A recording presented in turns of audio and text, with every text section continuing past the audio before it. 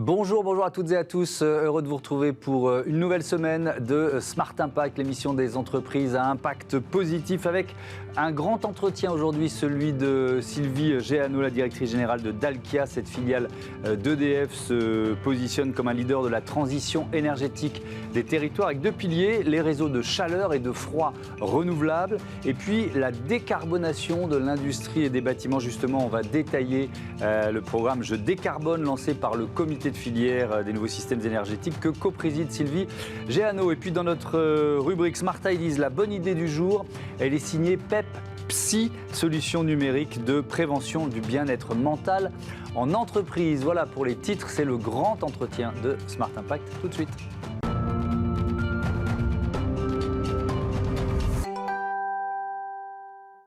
Bonjour Sylvie Géano, bienvenue. Bonjour. Vous êtes donc la directrice générale de Dalkia et la coprésidente de ce comité de filière des nouveaux systèmes énergétiques. Dalkia, quelques chiffres, plus de 20 000 collaborateurs, 5,2 milliards d'euros de chiffre d'affaires en 2021. Filiale d'EDF. Allez, on va présenter Dalkia. Vous développez quel type d'énergie? Expliquez-nous. À Dalkia, on est au cœur de la transition énergétique, tout à fait passionnant aujourd'hui avec les deux grands métiers. Vous savez, la transition énergétique aujourd'hui, c'est chasser le CO2 pour lutter contre le changement climatique. Et on fait ça avec deux grands métiers. C'est d'aller produire des énergies renouvelables. Et chez Dalkia, on travaille sur la chaleur. La chaleur, c'est le chauffage, l'eau chaude et la vapeur industrielle. On fait des réseaux de chaleur bas carbone, autour du bois, de la géothermie, on va chercher des calories dans la mer, on va récupérer de la chaleur sur des incinérateurs, voilà, plein de solutions autour de ça. Puis le deuxième grand métier, c'est consommer moins. On a beaucoup parlé de la sobriété cette année. On va chercher des économies d'énergie avec nos clients sur tous les sites sur lesquels on est. C'est peut-être de l'industrie, du tertiaire, des hôpitaux, des logements. Et on s'engage dans les économies d'énergie. S'engager, ça veut dire moins 10, moins 20, moins 30, moins 40 avec nos clients. Mais quand on parle de réseaux de chaleur et de froid, qu'est-ce qu'on faisait avant? C'est-à-dire que là, vous nous expliquez comment vous décarbonez ces réseaux. Avant, ils étaient tout simplement adossés à de l'énergie fossile. C'était aussi, entre guillemets, simple que ça? Absolument. Si on prend des réseaux de chaleur, nous, on mesure chez Dalkia le taux justement d'énergie renouvelable que nous avons dans les réseaux de chaleur. On appelle ça aussi souvent le chauffage urbain dans les villes. Aujourd'hui, on est à 60% de chaleur produite à partir d'énergie renouvelable. On vise 65 en 2026. Alors, ça veut dire quoi? Ça veut dire aller remplacer une chaudière plutôt gaz. Il y avait pas mal d'installations au gaz sur ces réseaux-là, par une chaufferie qui fonctionne au bois. Alors du bois qui est évidemment exploité en proximité du lieu dans la ville. J'ai en tête une toute petite ville là, une ville moyenne qui s'appelle Lunéville, où on vient de transformer le réseau avec 100% d'énergie renouvelable. C'est une chaufferie bois énergie. On va par exemple à Issoire, on produit de la chaleur renouvelable en allant récupérer de la chaleur sur un site industriel qui s'appelle Constellium. Constellium, ça fond de l'aluminium. Donc vous imaginez la chaleur qui est nécessaire. Et donc il y a une chaleur perdue naturelle parce qu'on chauffe l'aluminium. Et on sait récupérer cette chaleur-là. Et cette chaleur va aller chauffer de l'eau pour chauffer derrière les habitants et les sites de la ville d'Issoire. Avec ce qui est intéressant, des solutions les plus locales possibles. C'est ce qu'on comprend bien aussi dans votre démarche, dans votre logique. Quelques chiffres supplémentaires, plus de 330 réseaux de chaleur et de froid exploités, 2 millions de logements collectifs chauffés en France, 4 800 établissements de santé, clients des services énergétiques de Dalkia. Donc on comprend cette logique locale, c'est pour ça que vous êtes au cœur de la transition énergétique des territoires. Il y a cet objectif de 65% de part de renouvelables en 2026. Vos clients, ce sont des collectivités locales, des bailleurs, des hôpitaux, c'est aussi vaste que ça? C'est très vaste, effectivement. Quand on parle des réseaux de chauffage urbain, ce sont effectivement les collectivités locales à travers les métropoles, les villes, qu'elles soient petites, moyennes ou grandes d'ailleurs. Et l'énergie du local, c'est l'énergie de la terre, géothermie, l'énergie de la mer. Je répète, c'est effectivement, on étudie notre territoire pour proposer la meilleure solution. Et c'est également des grands industriels, les hôpitaux. Chez Dalkia, par exemple, c'est plus de 2000 sites hospitaliers qui sont accompagnés dans ce consommer bas carbone, consommer moins, toujours.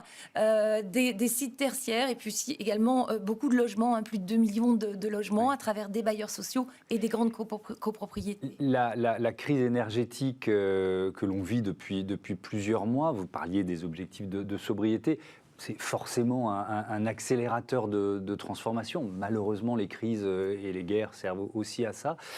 Vous le ressentez, vous, dans la relation avec vos clients, dans les demandes de vos clients pour justement aller vers plus d'énergie renouvelable ? Oui, je ressens cette envie d'accélérer. Alors, pour plein de raisons, vous venez de citer cette crise énergétique qu'on vit, avec le signal prix incite, Bien quand sûr. on dit consommer moins, c'est aussi dépenser moins. En tous les cas, maîtriser sa facture énergétique. On sent aussi qu'il y a cette sensibilité à la lutte contre le changement climatique qui est là. On le vit peut-être plus physiquement d'ailleurs, ce changement climatique. On le vit plus physiquement, envie d'accélérer aussi parce que l'État accompagne. On a eu France Relance, France 2030, qui a mis la décarbonation au cœur des plans d'accompagnement financier. Donc oui, nos clients s'intéressent à ça. Ils ont aussi cette volonté de dire, voilà, je vais aussi rendre plus pérenne, plus stable mon prix en me décorrélant des énergies fossiles. Donc il y a un faisceau de raisons qui fait que ça accélère. Et donc ça c'est bien évidemment pour l'environnement. Évidemment. Est-ce que ça accélère aussi l'innovation ? Parce que vous nous avez cité plein de solutions techniques différentes. Est-ce qu'on, j'imagine que oui, mais continue d'inventer, de chercher et est-ce que le contexte général fait que y a une énergie encore plus importante vers la recherche et développement et vers ces innovations ? L'innovation, elle est juste essentielle. C'est vraiment un facteur clé de succès pour moi. Il y a plein de technologies qui existent beaucoup, mais je vais vous citer des exemples. Je vous ai dit consommer bas carbone, consommer moins. Par exemple, l'électrification fait partie de la solution. Aujourd'hui, on a des pompes à chaleur de taille beaucoup plus importante que celles qu'on connaît dans les maisons individuelles, des pompes à chaleur qui peuvent se poser dans l'industrie pour aller fabriquer de la chaleur industrielle en volume beaucoup plus important. On a lancé dernièrement, avec les pouvoirs publics, vous avez vu le gouvernement qui a lancé un plan géothermie, où on parlait évidemment de la géothermie qu'on a tous en tête, où on va chercher de la chaleur dans le sol à 2000 mètres, un petit peu de façon profonde, où on récupère effectivement de la chaleur, on chauffe de l'eau et à nouveau on va chauffer les habitants. Mais également, il y a tout ce qu'on appelle de la géothermie de surface, où on va entre 0 et 20 mètres et on reprend ce qu'on trouve les calories du sol avec des pompes à chaleur qu'on appelle OO, qui sont des pompes à chaleur géothermiques qui vont se développer à l'avenir et qui vont faire partie de la solution. Il y a beaucoup de solutions numériques, juste pour compléter ce thème de l'innovation, parce que le numérique, il permet d'accompagner les comportements. Et on l'a bien vu dans ce sujet de la sobriété, où la question des températures a beaucoup été abordée, en accompagnant par du pilotage. On voit bien qu'on accompagne également le changement de comportement pour aller consommer moins dans ce cas-là. La précarité énergétique, c'est aussi l'un des sujets qui est encore plus d'actualité depuis plusieurs mois. Vous participez à la lutte contre cette précarité énergétique, et si oui, comment ? Oui, c'est un sujet qu'on regarde beaucoup parce que quand on construit un réseau de chaleur bas carbone avec des énergies renouvelables, il se trouve que cette chaleur bénéficie d'une TVA à 5,5%. Elle se décorrèle aussi dans son prix de la fluctuation des énergies fossiles. Et donc très souvent, on arrive avec une chaleur, une production, un chauffage tout simplement à la maison ou de l'eau chaude qui est moins cher qu'une solution gaz ou aux énergies fossiles. Et dans ce cas-là, et nous on aime bien chez Dalkia parce que ça fait partie de notre responsabilité sociétale d'entreprise, d'aller décompter finalement le nombre de logements que nous sortons de la précarité énergétique. C'est un critère important dans nos solutions. Plus vous avancez vers cet objectif d'une part de renouvelable importante, plus vous participez à la lutte contre la précarité énergétique. C'est ce que je comprends. Oui. Parce que ça fait mécaniquement baisser les prix, oui, c'est ça ? Oui, absolument, avec un prix qui est plus bas, accompagné. Évidemment, quand la TVA est à 5,5, il est accompagné. Également décorrélé des énergies fossiles. Et en plus, évidemment, dans l'ADN de Dalkia, il y a le consommer moins. Donc, on va aller travailler avec nos clients bailleurs sociaux sur comment on consomme moins dans les logements. C'est aussi toute une démarche, là, pour le coup, plus sociétale, Bien plus sûr. de pédagogie. Et on parlera de ce programme Je décarbone tout à l'heure, notamment pour l'industrie. Mais je voudrais maintenant parler de recrutement, parce que Dalkia ambitionne de recruter 2500 nouveaux collaborateurs chaque année. Ce qui ne doit pas être si facile à relever comme défi. Alors, c'est au moins, parce que mon bilan de l'année l'année dernière, il était plus proche de 3700 si je compte. Bon, donc finalement, c'est facile. C'est facile. Alors, non, c'est pas facile, effectivement, et c'est un thème qui me tient à cœur, parce que ça sera facile s'il y a plus de jeunes qui choisissent des métiers techniques et industriels. Donc, on y travaille beaucoup. L'alternance, c'est évidemment un très gros volet pour accompagner des jeunes vers des métiers que sont les nôtres, qui sont les métiers de la transition énergétique, qui sont porteurs de sens. Les jeunes appellent le fait que nous accélérions dans cette transition énergétique. Donc ces métiers, ces alternants, ils deviennent CDI, c'est ça? Alors, très majoritairement chez Dalkia pour ceux qui le veulent. Certains continuent aussi des études, et tant mieux, parce qu'on les recrutera peut-être ingénieurs après. Je recrute plus significativement des alternants sur des métiers de techniciens. Et donc, aujourd'hui, on a un vrai enjeu, tous ensemble, de pousser les jeunes, d'avoir toutes ces compétences pour réussir cette transition énergétique. L'ADEME, aujourd'hui, dit qu'il y a 370 000 emplois qui vont être créés d'ici 2030. Mais quand vous parlez de ces métiers de techniciens, est-ce que peut-être que je me trompe, mais j'entends en creux le fait qu'ils avaient une mauvaise image, ou en tout cas, il y avait souvent des parents qui hésitaient à orienter leurs enfants vers ces filières, ou peut-être même l'éducation nationale qui n'avait pas tout à fait le bon état d'esprit. Qu'est-ce que vous dites? À nous de redresser l'image des métiers techniques et industriels. C'est vrai qu'on a une image peut-être fin de révolution industrielle d'une industrie qui avait une image peut-être un petit peu polluante, etc. C'est plus le cas. On a tous les industriels aujourd'hui, évidemment, y compris Dalkia, des plans de responsabilité sociétale d'entreprise pour faire de nos métiers des métiers au cœur de cette transition énergétique, respectueuse de l'environnement, des métiers aussi très numériques qui sont d'ailleurs plus accessibles aussi aux jeunes filles, qui est un thème qui m'est cher, vous voyez. Parce qu'il n'y a pas beaucoup de filles non plus, ou de jeunes filles dans ces métiers-là. Entre 3 et 10% sur les diplômes de techniciens que nous recherchons aujourd'hui, c'est extrêmement peu. Alors qu'est-ce que vous faites pour essayer là aussi d'inverser la tendance? Alors moi j'ai trois thèmes, communiquer, accompagner, et puis derrière, si vous voulez, former. Enfin, je veux dire, et communiquer, c'est important pour donner envie. Donc on a créé un prix qui s'appelle Women's Energy in Transition. On remet des prix le 8 mars, c'est bientôt, lors de la journée de la femme, où je récompense en quelque sorte, je donne des petits coups de pouce à des jeunes filles qui ont fait le choix de ces diplômes-là. On va du CAP au Bac+5. On récompense aussi quelques jeunes femmes qui sont déjà dans ces métiers en début de carrière pour, alors d'une part, les valoriser, et puis ensuite, elles acceptent de jouer ce rôle modèle pour montrer à des collégiennes, à des lycéennes que c'est possible d'être dans ces métiers, aussi pour des jeunes femmes. Ce sont des métiers d'ailleurs qui offrent de belles carrières, des parcours professionnels qui sont porteurs de sens. Pour moi, la transition énergétique, c'est la vie. On dit souvent les femmes vont plutôt vers ces métiers de la vie. Eh bien oui, la transition énergétique, c'est la vie. Et c'est lié aussi à un objectif sur l'encadrement au sein de Dalkia. Je lisais les chiffres, 21% de femmes parmi les cadres de l'entreprise. Vous cherchez à, évidemment, augmenter cette proportion. Sauf que c'est compliqué, c'est-à-dire qu'il y a un effet mécanique. S'il n'y a pas de jeunes femmes qui s'engagent dans ces filières, c'est compliqué aussi d'avoir des cadres au sein d'une entreprise comme la vôtre, quoi, c'est ça ? Et vous donnez un chiffre, ça m'intéresse de fixer des objectifs. Je crois que le fait de fixer des objectifs pour les entreprises, c'est aussi faire en sorte qu'on s'intéresse un peu plus, on stimule, on donne une impulsion pour aller plus loin dans les chiffres. Et donc, on y travaille. On va dans les collèges, on va dans les lycées, on communique, je viens de le dire, on accompagne en formation, donc on va s'intéresser un peu différemment, finalement, à ces jeunes filles, à cette population féminine pour les attirer dans nos métiers. Et je crois que si on ne se fixe pas d'objectifs, on a plus de mal à le faire parce qu'effectivement, c'est un peu plus difficile que de recruter des garçons. Alors évidemment, pour préparer cette émission, je suis allé sur le site internet de Dalkia, dalkia.fr, et alors je suis tombé sur j'étais d'abord surpris, la page d'accueil où il y avait écrit « Non, votre écran n'est pas cassé et nos graphistes ne sont pas en vacances ». C'est quoi? C'est donc, c'était pas une blague, c'est la façon de dire « On a créé un site éco-responsable », c'est ça? Quel choix vous avez fait? Oui, parce que je vous ai dit, l'ADN de Dalkia, c'est d'accompagner les clients dans la décarbonation, consommer bas carbone, consommer moins. Je trouve qu'il faut montrer l'exemple.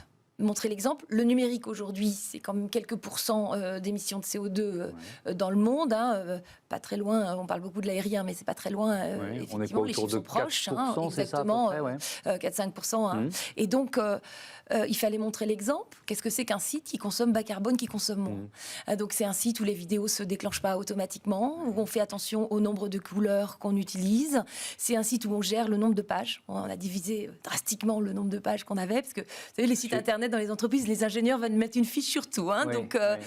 Et alors, vous avez fait quoi? Vous vous êtes dit, il y en a qui sont très peu regardés. Comment vous avez fait le choix? Parce que forcément, c'est décidé que telle page ne serait pas illustrée, d'une certaine façon. Une équipe projet que j'ai laissé faire. Un projet très entrepreneurial et ils ont fait le choix, ils ont renoncé à certains sujets sur notre site internet. Alors parfois c'est un petit peu frustrant, mais c'est plus clair en tous les cas. J'espère que vous l'avez vu, ça va droit au but. Oui, il y a un des thèmes qui nous est très cher, c'est à nouveau le recrutement. On vient d'en parler, donc on essaye de ça c'est une priorité aussi sur nos sites, expliquer nos métiers et montrer les jobs.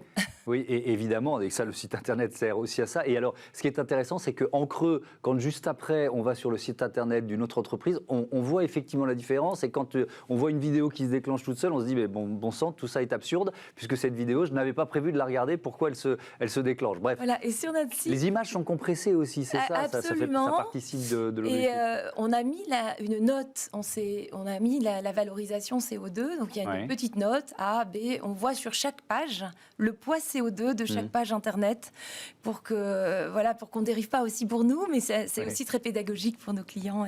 Alors, on va parler de ce programme, cette plateforme Je décarbone. Vous co-présidez le comité stratégique de filière des nouveaux systèmes énergétiques. Alors, le nom fait un peu peur. C'est quoi?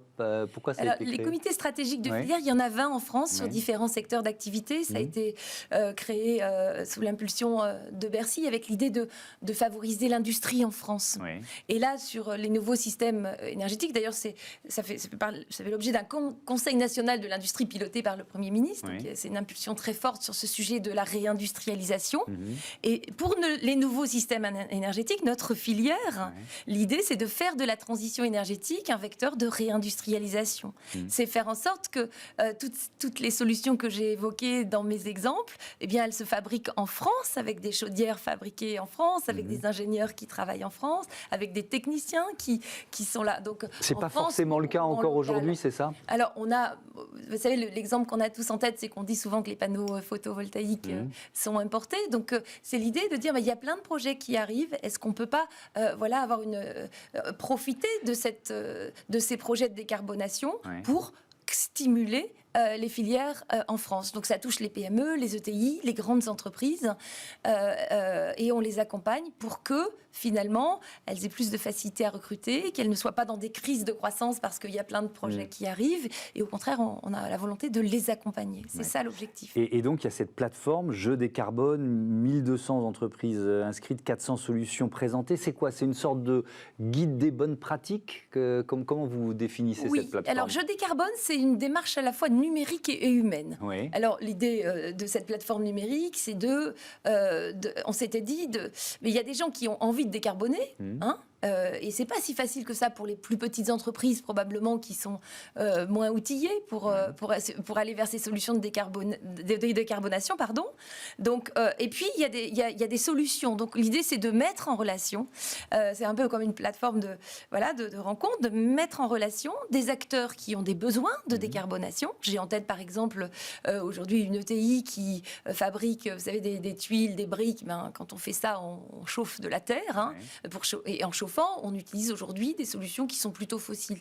Qui nous a mis une demande sur la plateforme en disant comment je décarbone ma production, mes fours en fait, tout simplement.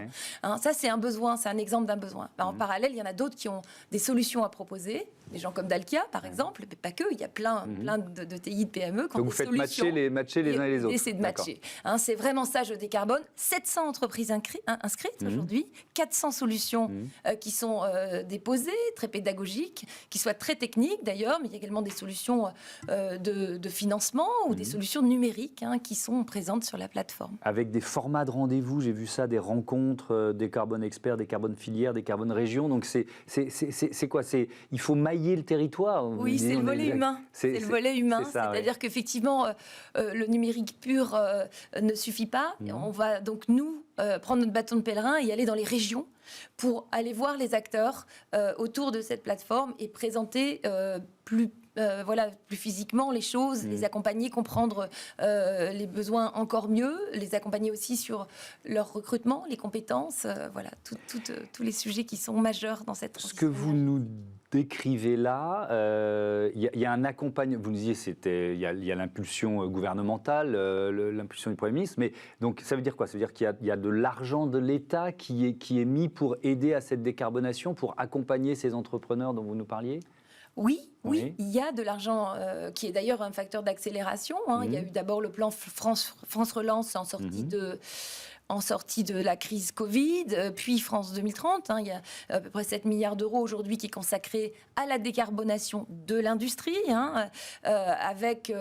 On a par exemple eu un lancement par le président de la République le 8 novembre qui s'est intéressé aux 50 plus gros émetteurs en France, où là il y a des feuilles de route qui ont été élaborées. Donc ça, c'est des sujets que nous suivons au sein du comité stratégique de filière. Et puis il y a tous les autres à accompagner. Et la plateforme Je décarbone est une solution d'accompagnement sur cette décarbonation de l'industrie. C'est-à-dire qu'on voit, moi je reçois beaucoup de chefs d'entreprise, évidemment, parfois des industriels, qui me parlent d'audit. Et ce qui est difficile, c'est quand on a fait l'audit, c'est de passer à l'action. C'est la feuille de route dont vous parlez. Là aussi, il y a un accompagnement qui est proposé? Oui, c'est l'idée. C'est-à-dire qu'on a un audit, c'est comment je m'en sors. Donc voilà. Et accompagner, c'est aussi, par exemple, expliquer un peu les aides aussi qu'on peut avoir. C'est expliquer les solutions, avoir les meilleures solutions possibles. Et donc, c'est vraiment là, pour le coup, l'objet de Je décarbone qui apporte des solutions. L'industrie, vous savez, c'est 19% des émissions de CO2 en France. Et avec une très grosse partie de ces émissions de CO2 qui est de la production de chaleur. On revient donc à chaque fois des chaudières, des fours où il y a du gaz et encore du fioul. Et donc comment on fait pour produire? Alors, par exemple, on peut mettre en place, substituer une chaudière gaz par une chaudière bois. On peut remplacer une chaudière gaz également par ce qu'on appelle des CSR, des combustibles solides de récupération. Ça, c'est ce qui sort des poubelles jaunes. Vous savez, les poubelles jaunes, on trie à la maison. Il y a des choses qui vont être valorisées, du papier, du carton, certains plastiques qui se recyclent bien. Et puis, il reste une petite partie. C'est ça qu'on appelle des combustibles solides de récupération et qui peut faire l'objet, finalement, c'est un combustible, on le brûle. Et on est dans une économie circulaire qui est vertueuse. Ça aussi, c'est des solutions de décarbonation. On électrifie, on fait de la géothermie, donc plein de choses. On récupère de la chaleur. Et ça, il faut vraiment faire de la pédagogie. D'ailleurs, je vous remercie. Je crois que c'est aussi l'objet de Smart Impact. Comment on crée cet impact dans la décarbonation Merci beaucoup. Merci Sylvie Géano et à bientôt sur Bismart. On passe à Smart Ideas. On va parler du bien-être mental en entreprise.